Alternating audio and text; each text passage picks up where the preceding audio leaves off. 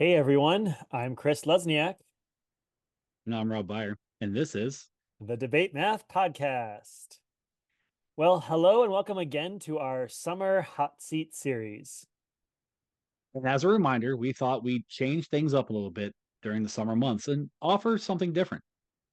Don't worry, our regular debates will be back in the fall, but again, for now, we wanted to put some educators with interesting ideas or strong opinions in a hot seat where they will share their thoughts, and Rob and I will play the role of cross examining them.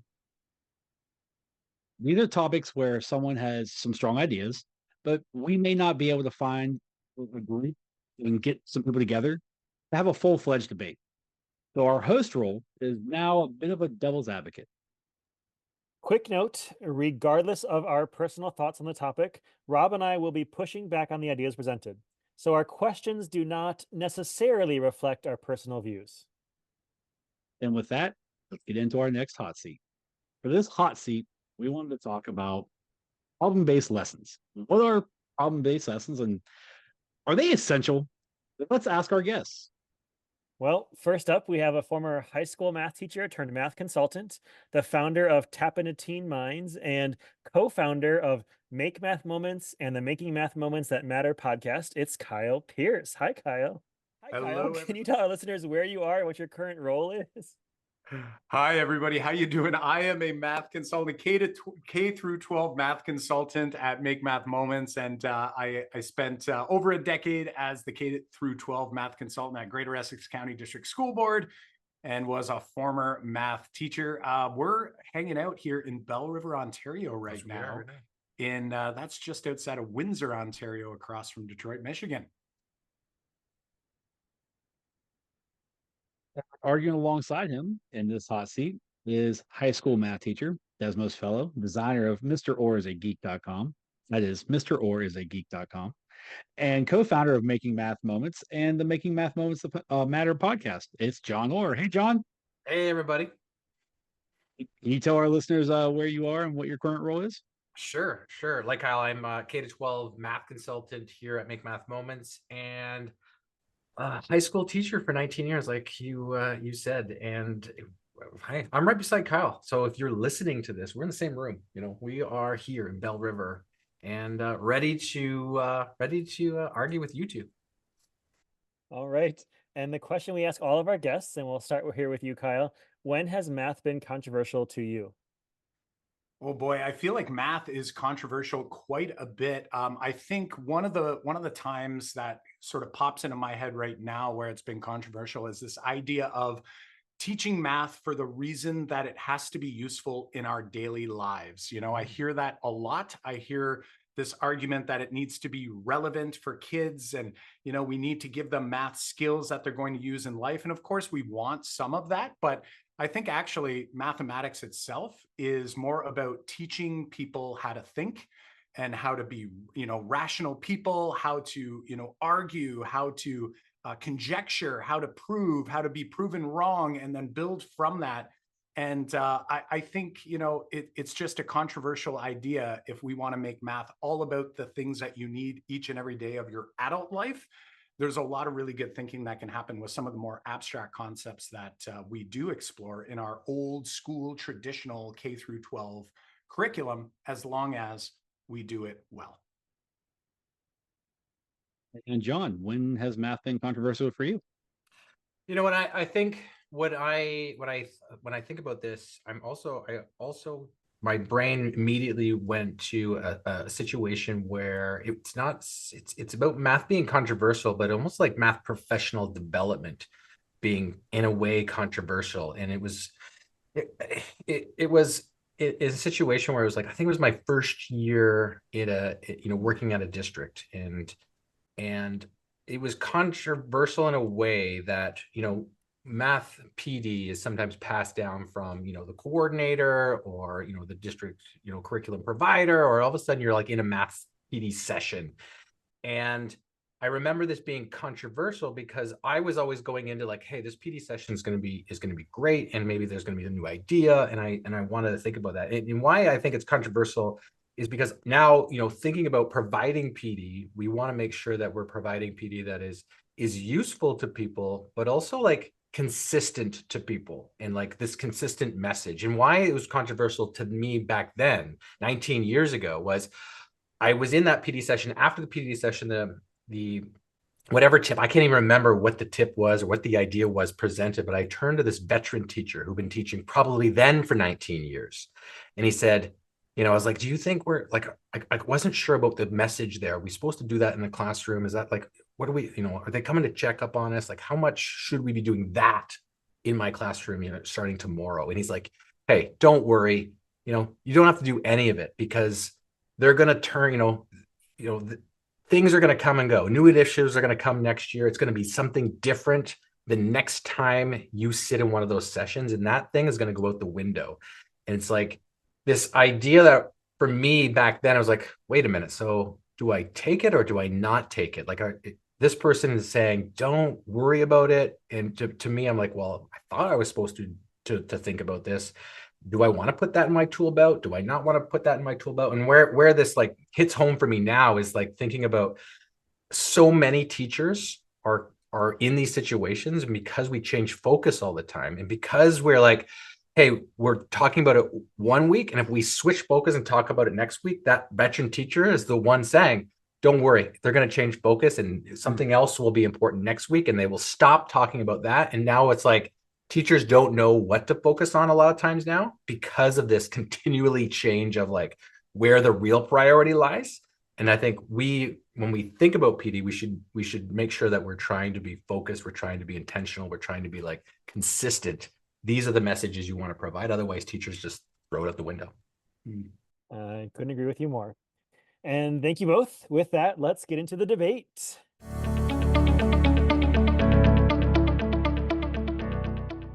We begin with opening statements from these two lovely gentlemen. You have about 2 minutes to present your arguments, Kyle and John, and your time begins now. All right. So problem-based lessons, in my opinion, are essential for one reason. Kyle's going to give you a different reason, but the one reason that I think problem-based lessons are essential is because they become assessment gold mines. When you introduce a problem and get students to engage in that problem, you give them that chance to productively struggle through a problem while you're observing, while you're listening to different strategies, while you're providing coaching along the side. You get to learn so much about what your students know or don't know, or where they are on the journey on that, the intentionality of that lesson. When I thought about teaching without problem-based lessons, you don't have those opportunities. You can't, if I taught the way I taught for 10 years, my first 10 years is like, I'm providing, let's say I go in and go, here's what we're going to learn. Here's how you do it. Here's the examples. You don't know anything about what the kids know or don't know on that topic. But when you start with a problem and you engage students in that problem, you can learn so much about what they know, and it can save you so much time by just understanding where students are in that trajectory. Kyle, you're up for a minute. Awesome. So what I'm envisioning here, John, is that what we don't have to do is we don't have to necessarily do, say, a typical diagnostic ahead of a lesson. We don't have to bring in, 4 or 5 questions that are, boring and like start off the class on a bad note. We can actually build these types of questions into the beginning of a problem-based lesson with a really low floor, so that all students are walking in at a really low floor and they're all getting some quick wins. They're understanding the context. Even if it's an abstract concept, an abstract topic, we can still make it clear that every single student in the room understands what it is that we're actually focusing in on. And they're able to make estimates. They're able to enter into this problem. And then as the lesson's going, a well-designed problem-based lesson, that floor is going to be intentionally pushed up to a point where now we're going from a place where students have understanding, and we're pushing them past the place where maybe they've already been pre-taught, and we're trying to allow them to have the opportunity for a new epiphany. But I'm out of time, so I'm going to stop there. All right, well, let's go into questions now. So let me back up for a second. How do you define problem-based lessons, or what's an example of something that you can give us in just like a quick elevator pitch? Yeah, sure. I would say that a well-defined or a well-run problem-based lesson has a few different components. One is it starts with a curious provocation. It starts with a curious prompt, something that generates curiosity. It isn't just us just saying, here's what we're going to learn today. Also, it is not just like, hey, here's a video. What do you notice? What do you wonder? While that may be true, that may be part of a problem-based lesson, it doesn't have to be a problem-based lesson. So it doesn't also have to be real world, in our opinion. So we don't have to have a real world. Now, well, does context help in a lot of situations? It definitely does. And when we get to the next part, but it just has to engage curiosity, like what Kyle was saying. It gets us a foot in the door. That's that low floor. Now, what a problem-based lesson next does, it allows for estimation or prediction, and it allows for us to have like this element of anticipation. If we can have this element of anticipation, students are now kind of drawn into a problem and want to then solve that, whatever that problem happens to be. What they're going to generate some questions around what prompt is here, and that part allows that get into the door. Kyle, what else might need to add into this? Yeah, I think it's a key here is that withholding of information, right? So we're going to hold back intentionally some details because we don't want those, we'll call them the front runner students who are like, hey, as soon as they have enough information, they've gone, they've calculated, they've used some algorithm that they learned at the after school math tutoring clinic. And then all of a sudden the entire opportunity for thinking is done. We want to slowly release that information. And then we truly want to hit them with an opportunity to what we call fuel sense making. So it's all about getting them thinking, getting them to actually try to struggle through an idea using the big ideas, the tools, the strategies, the models that they have in their back pocket to get to, or at least on the way to solving the problem, even if they don't get to the very end, in order to essentially tee us up or cue us up for the opportunity for us to engage in explicit instruction, to take and use that 5 practices sort of approach to bring it all together and try to draw out very intentionally based on what students did do. Or in some cases, if we didn't see something like that, we can share another strategy, my strategy, because my voice should be valued as the teacher too, not just the students, to make sure that they get exactly what it is that we intended to get out of that problem. And it wasn't just a fun, curious, interesting activity with no real math residue associated with it. So I'm wondering, to follow that up, as we're talking about these problem-based concepts, it makes me think like, what's the difference between problem-based and project-based? I mean, they both have like that PBL. I'm just curious. I've been asked this. I've asked teachers this. What's the difference between problem-based and project-based? Yeah, I would say project-based is going to actually be a little bit more open-ended. It's probably not going to be a single lesson. A project-based might be something that, you're going into the community and you're looking for, say, a problem to solve. You're actually creating this thing, and you can learn a ton of great things by doing that. But one thing that I think you are essentially leaving to chance in that case, in a math situation, is you're leaving to chance that the problem the student or the project the student's looking to actually solve actually helps to get to the standards that our grade level or our curriculum or our whatever it is, wherever you are in the world, whatever you want to call them, what it's asking us to ensure students get exposure to. So I could come up with maybe a project where that happens, but with a problem-based lesson, it's actually much more structured in that we are going to get to a place in this lesson. And the work we do up front is to ensure that all students can participate in that work. But ultimately, at the end, we will be the teachers and the leaders to draw out the very intentional concept, the big idea, the strategy, the model that we want to make sure it is emerged in that particular lesson. Whereas I think a project-based approach, you could do a lot of great things and you can do a lot of great learning, but I feel like you are leaving the actual math standards a little bit open-ended and maybe more difficult to say, yes, we are going to cover the standards we need to by the end of, say, this project. So I'm wondering, I don't know how it is in Canada, but I know here, like teachers feel there are so many standards they have to cover, state standards, common core standards, whatever they're following, right? There's so much they need to get through in a year. And and we never get through it all, right? We never get to that last unit on data science or something like that. And so who has time for this? Like, this is going to take what, a whole day, a whole lesson out of our schedule, and you want to do this how often? Like, how do I find time for this?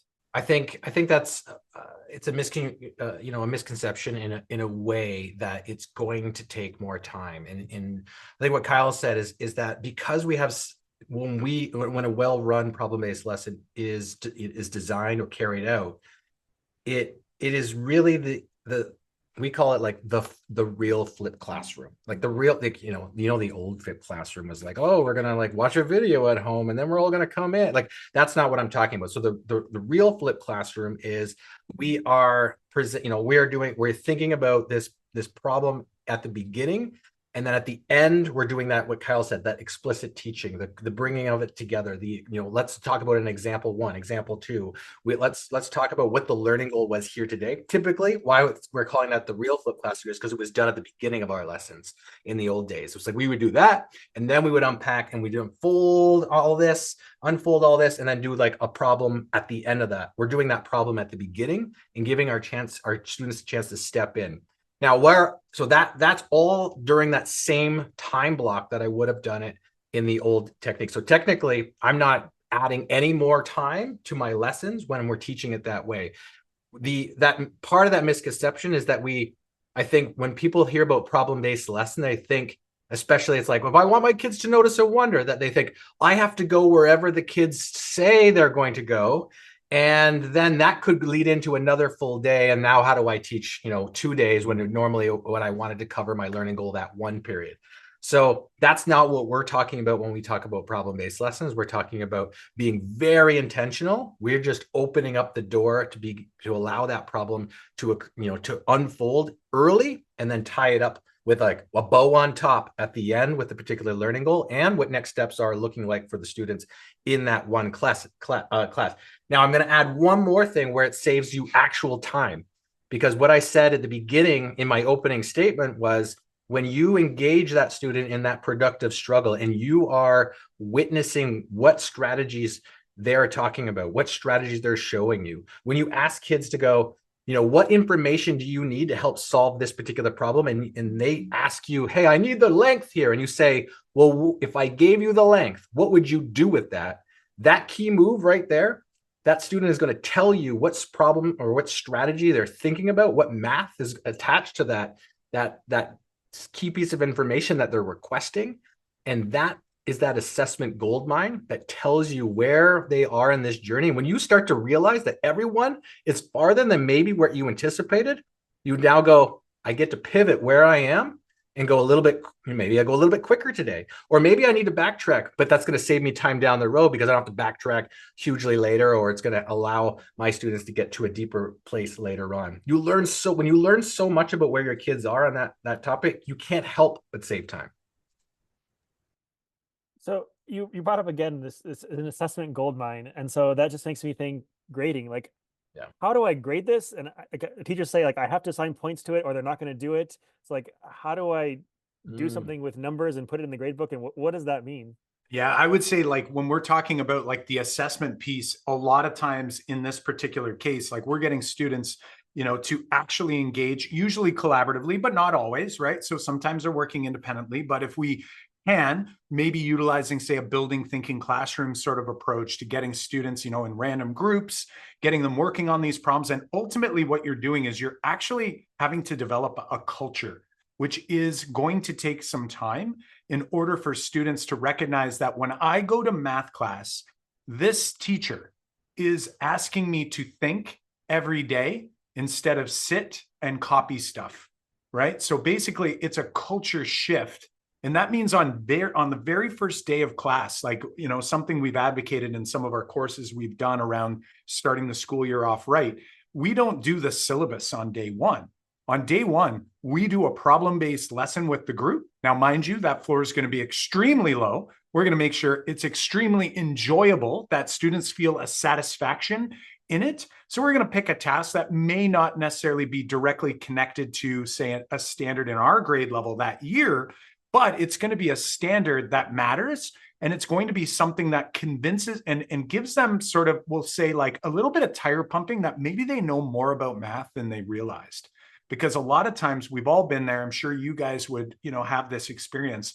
You get one or more students on the first day of school come in like, hi, Mr. Pearce, nice to meet you. My name's, Tony, or my name's whoever. And don't call on me because I don't know any math, or something along those lines, right? Like we've had that student coming in where they've already felt defeated. What we want to do is we want students to recognize that when you engage in a well-designed problem-based lesson, the estimation, what we call the estimation or prediction stage, often creates a bit of a sunk cost piece, right? The sunk cost fallacy is like, once you give something, once you spend $5 on a concert ticket, even though it's like, should be more like a $30 concert ticket, you're more likely to show up to that concert, even if there's like a snowstorm. We're from Canada, so we get snowstorms. Some of you may not. But ultimately, at the end of the day, the same is true in a math class. The earlier we can get kids talking with one another, getting them to discuss what they notice, what they wonder, or, what questions they might have, or where do they think we might be going with this, and then asking them to estimate or predict. It's like that jar of jelly beans. When you walk by a jar of jelly beans and there's pages there and everybody lines up to guess how many are in that jar, everybody wants to be a part of that. And then all of a sudden, they're actually interested to know how close they were. And this is something we can use in our classrooms to not only expose what students know in the math class, but it also creates this want to be a part of it, not because of marks.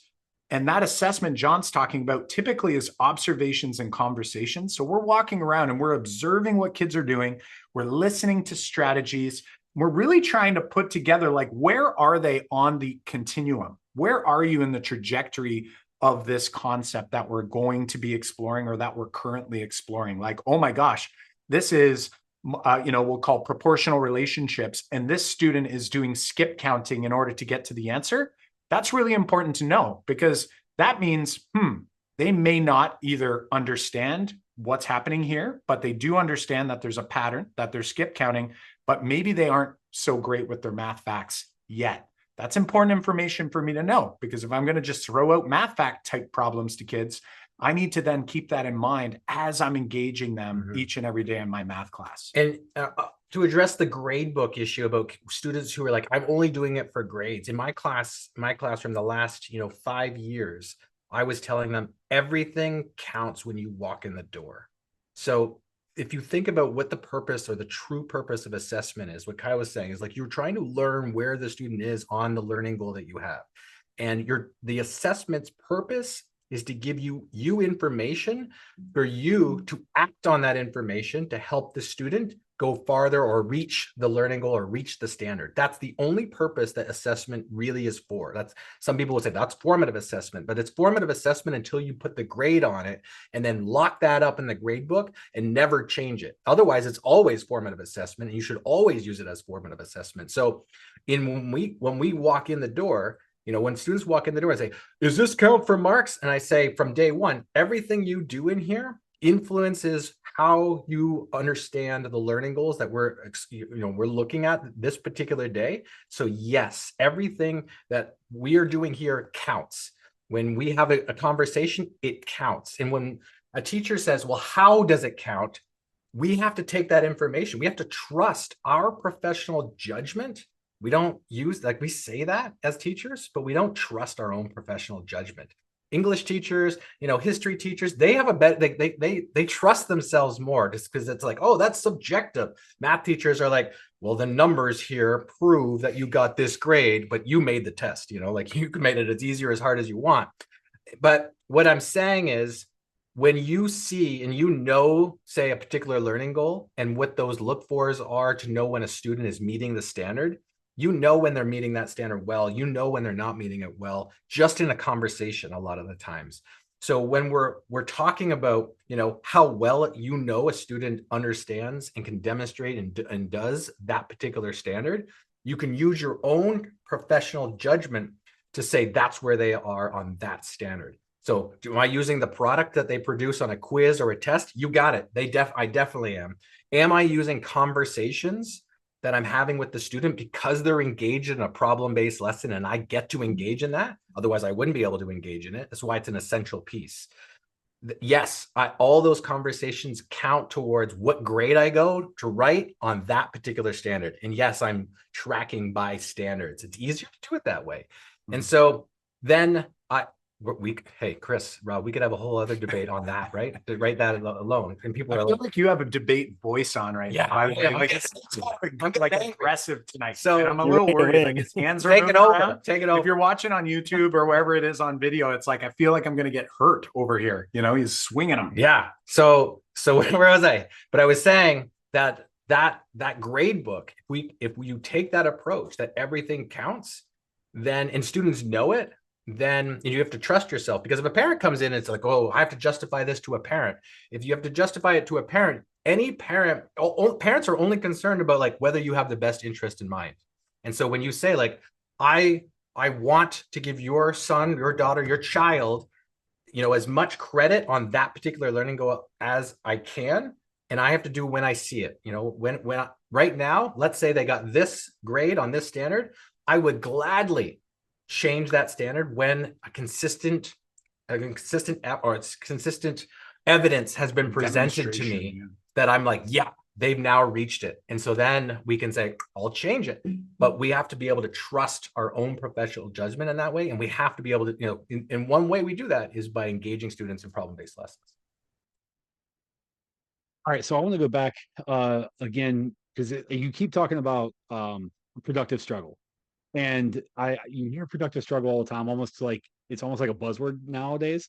But I'm wondering, within this structure of a problem-based lesson, sounds like there's a lot of collaboration. Sounds like there's a lot of student-to-student collaboration and dropping little nuggets and walking away and then letting the kids kind of, you know, have a productive struggle.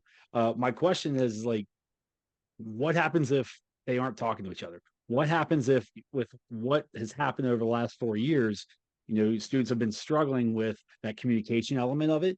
And, you know, as a teacher, you facilitate, you're working with a group of kids and, you know, they start to go, and you're like, yeah, now I can go to the next group and kind of drop a little nugget for them.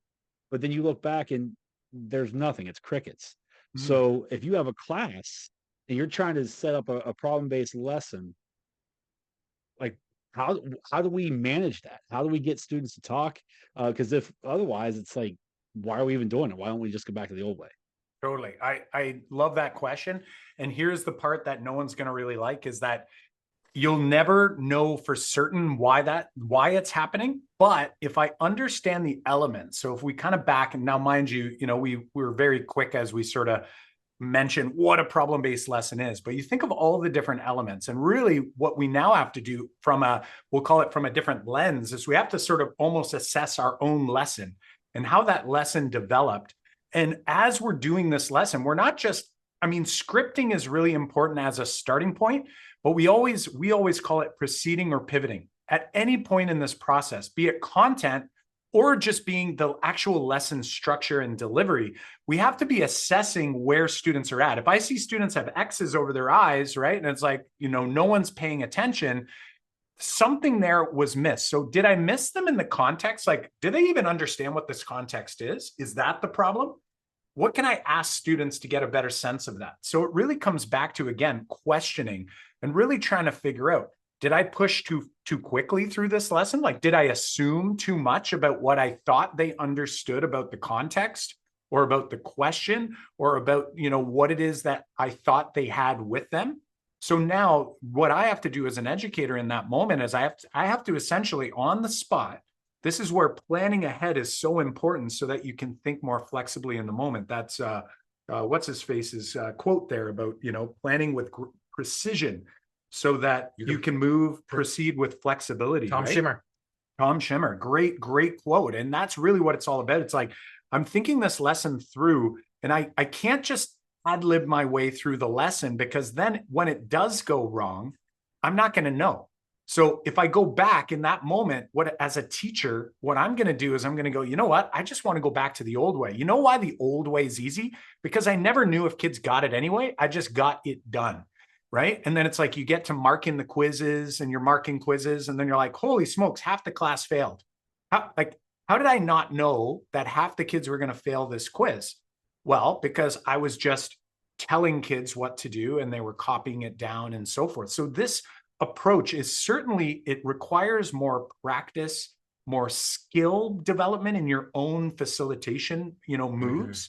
And it requires a ton of planning and reflection. Now, we're not talking planning like it has to be the best lesson in the world, but it's like, I've got to think through, when students get to this part of the lesson, what do I anticipate? That's that anticipation stage of the 5 practices. Like, what do I anticipate is going to happen? Is that curious enough? Is it too drawn out? Like, it's really hard. It's really much like an art. So when people start this process, what we used to do, we would do a 3-act math task, style lesson. But what we recognized was we were just doing a fun little activity, and then we just taught like we did, afterwards. Or sometimes we pre-taught the lesson, taught the algorithm, and then we did a 3-act math task and just said, hey, like apply that to that. And that didn't really do what we needed it to do. So it requires much more precision when you're planning. And it also requires a lot of reflection throughout the lesson as well as after the lesson, because there are going to be some of those times and you're like, are kids just off today? Were they all tired? Is it me? Is it the question? Is it not a productive struggle that I've created? Like, have I put them into an unproductive struggle? So there's a lot of moving parts there, but until you identify where you believe the actual bottleneck is in this lesson, it makes it difficult for you to decide, like, what is the thing that I'm going to do next?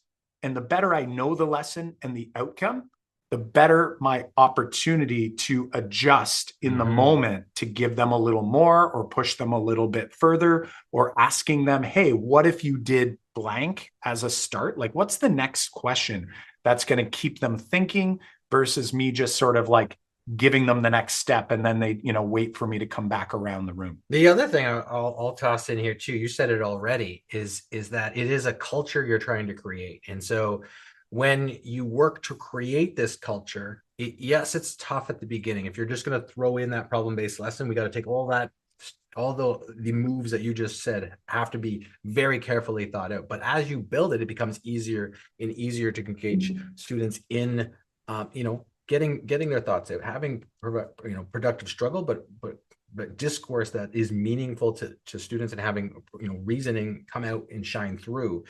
And when you start like the year off like this, or when you decide maybe it's mid-year and you want to make that change, a great starting move is to have your students think about, what does good productive struggle look like, sound like? What does good reasoning and sharing and communicating look like, sound like? Get students to create a spectrum.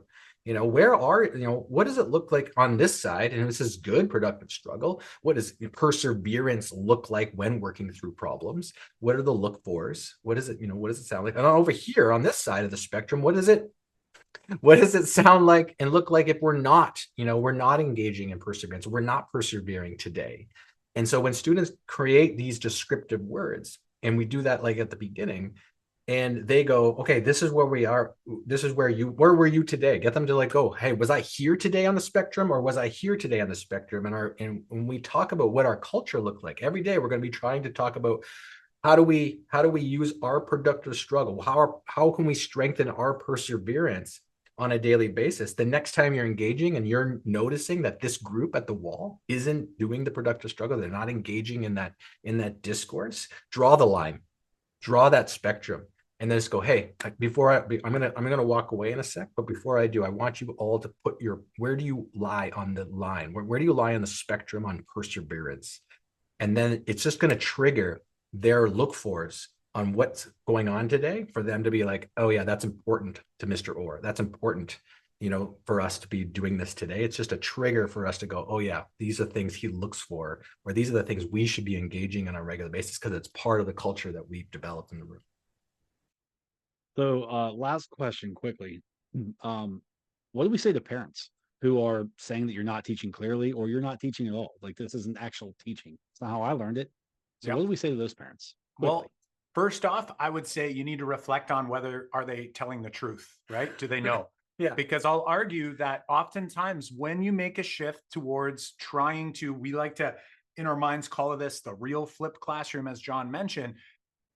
A lot of times what ends up happening is that we call that consolidation, the explicit teaching part. It's almost like teachers feel like they're not allowed to actually teach anymore, and that hopefully the kids got what they needed because they solved the problem. But in reality, a lot of times kids can solve a problem, but they didn't get the concept, right? Meaning, just because you solved this one problem in this one way with a really cool strategy, do you understand what happened? And do you understand that that math behavior can be applied to any scenario like the one that we just dealt with? So how like am I, meaningless. it's meaningless. They walk out of that classroom, they go, that was a great activity. And then when you bring up another problem that's same, but different, right? You're like, it's a different problem, but same concept. They look at it and then they sort of start from scratch all over again. It's like, well, I thought we were going to now start actually becoming more efficient here. So we have to be intentional. We can't lose the intentionality of what we'd call the gradual release style lesson. Before it was like easy example, little harder example, really hard example, then like do it yourself type thing, right? And then kids would start, and it's like, that's not a bad idea to have. It's just, we just don't want to start that way, right? Like we still need kids to go, oh, so you're telling me that that scenario that we just did when we did this and then that and then that, that we can actually do that in this other scenario over here? Yeah, let's try that one. How about this one over here? Great. What's our actual note going to look like? And whether you follow Peter's work and let the students, create their note to their forgetful self, or whether you want to be more structured and you're not ready to go there yet. And you're like, I'm going to still have a structured note at the end because I want to make sure, guess what? If the kids don't say this and this and this, I'm writing it down because I need them to know that that's why we just did what we did. It wasn't just to have fun. It wasn't just to estimate and have a celebration, with whoever got closest. It's that we had a really important thing that I wanted to reveal to you today. It becomes like, Dan Myers called it like a mathematical surprise, like you want it to be that way, but you don't want it to just be like, wow, that was a fun activity, but tomorrow we'll have this other random activity that has no connection. So I would say that's the big piece there is like, am I actually being clear in ensuring that students got what I wanted them to get at the beginning of the lesson and throughout it by the end? Because what's happening, right? Like if you're not clear, like they're going home and then they're telling, parents at home and going like, I don't know what happened today. And they're like, well, let me see your notes. And then they're like, well, I don't have any notes, And then if that's the case, then parents like, wait a minute, what's going on in there? And then they get concerned. And it's because the student isn't feeling confident in the intentionality of that particular lesson and can't clearly articulate that at home. And then all of a sudden there's like questions coming up. But when that student feels supported, when that student feels like there was something here, and then it has to articulate it, like they're better prepared to articulate that at home. And when they have that, like, hey, these are my reference points. These are the things that I can refer back to. These are, the big learning goal. It's here for us to kind of reflect on. A parent can then go, okay, well, I can see what you've done, or you can articulate what you've done. And I also know that if I do call and talk to this particular teacher about this, the teacher, like what you said at the very beginning, is like, we have to reflect whether we are doing the right thing and we are feeling like we're giving kids that confidence that they're understanding what the lesson is. Because if the parent calls and all of a sudden I waver and I'm like, I tried this, and like, you don't have that confidence, it just unfolds even more. Like we have to have confidence and conviction in the learning goal of what we're looking at that particular lesson. And that comes down to that intentionality and making sure it's clear to kids. And I want to add on, does that also, but just because we didn't talk about it, it doesn't mean a problem-based lesson doesn't have practice. Right. Like kids need practice to get better at something. We can't just have them discover an idea and then move on. Right. Discover an idea and then move on. That will lead to either the concept not sticking, right? And not actually getting an opportunity to become confident with it, right? Just like if my son is at hockey practice right now and they show him one drill, they show him he does it 2 times, and then they expect that he's going to know how to use that in a game. That's not going to happen, right? So we have to be very intentional in that too. And that practice isn't a bad thing just because you want to try problem-based lessons. Practice is not a lesson. Practice is something that we do after the lesson is completed, we tie that bow, and then we think about, okay, what are the next intentional things that we want students to do? You don't have to do 100 problems, but I do have a handful of these problems that I've carefully selected for you to give a shot to. And I want to tomorrow unpack these with you to make sure that you got what it is that we tried to get you to walk away with today. All right, thank you both. That concludes our questions. And I just want to end by giving you a minute or so to kind of give your closing thoughts to our listeners. Should we consider that problem-based lessons are essential? And the floor is yours. Hey, we're here to say they are essential, and I think we made that very clear. We made that very clear that they're essential.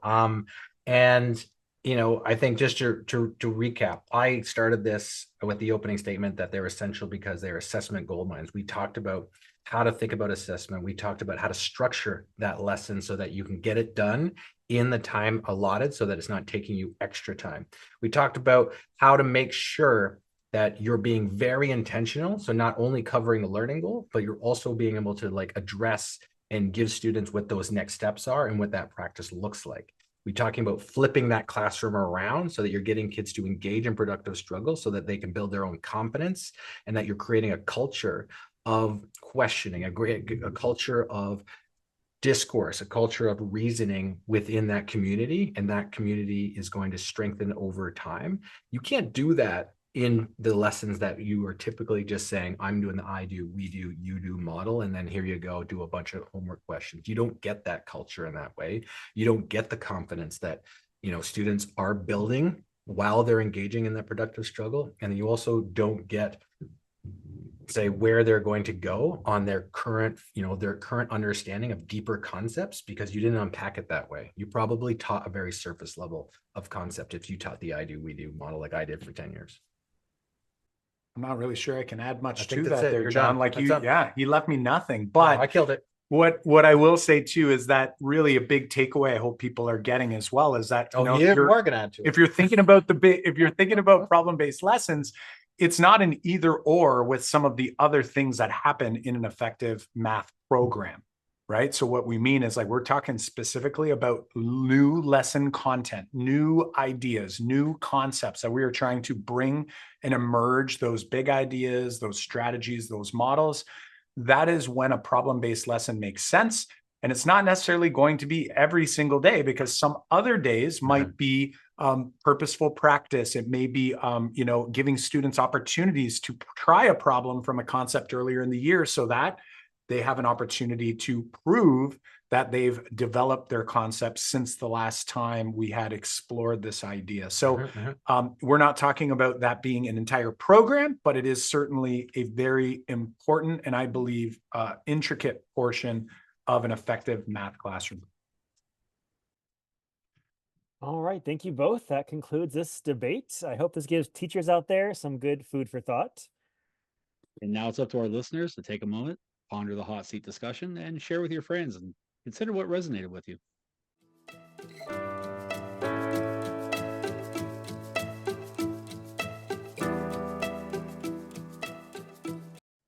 Be sure to go to our Twitter or X @DebateMathPod to share your thoughts on this debate. And again, huge thanks to both of you, Kyle and John, for joining us with your thoughtful discussion. Thanks, guys. Thanks for having us. We loved every minute. And thanks to those who are listening, and we hope you enjoyed and learned from this. And as we wrap up, Kyle, where can listeners find you or find more about you? You can find us on all social media platforms. Since this is a podcast, probably the best place to go is just search for Make Math Moments on any podcast platform and hit the follow button there. We release a weekly podcast as well as a bunch of problem-based lessons over on makemathmoments.com. And we appreciate you guys having us. Awesome. We'll John, put all your stuff in the show notes. Yeah. Awesome. And John, Thanks, where can guys. listeners find you? Same. Same. Well, I mean, I didn't know if you wanted to plug Mr. Orr as a geek. What we can do.